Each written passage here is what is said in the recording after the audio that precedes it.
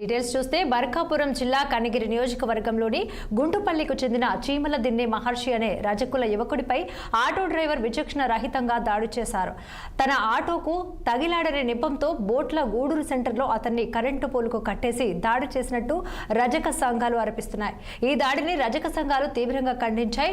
ఇక ఈ ఘటనలో దాడికి పాల్పడిన వారిపై రౌడీ షీట్ ఫైల్ చేసి కఠినంగా శిక్షించాలని ఒంగోలు కలెక్టరేట్లో ధర్నా నిర్వహించారు.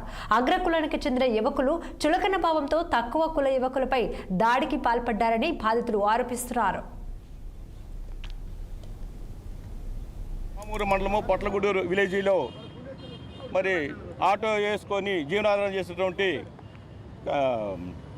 మహర్షి అనే కుర్రోడు, మా రజక సామాజిక చెందిన కుర్రోడు మరి ఆ సందుల్లో గుండా వస్తుంటే చిన్న గాయం తగిలని చెప్పేసి ఒక బలమైన సామాజిక చెందిన ఒక వ్యక్తికి తగిలితే సుమారుగా 30 మంది యువకుమ్మడిగా దాడి చేసి నడి సెంటర్లో స్తంభాన్ని కట్టేసి ఆ యువకుడిని కనీసం 6 గంటల సేపు చట్టాన్ని వాళ్ళు చేతిలోకి తీసుకొని కులము తెలిసిన తర్వాత ఈ కుర్రోడిని అనేక రకాలుగా హింసించారు.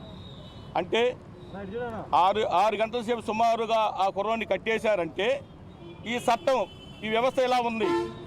వెంటనే ఒక మీలాంటి సోదరుడు విలేకరి ఉగ్ర నరసింహారెడ్డికి మెసేజ్ పెట్టగానే అక్కడి నుంచి ఒక కానిస్టేబుల్ పంపించి ఆ కుర్రోడిని ప్రాణ సంఘటించి తప్పించారు.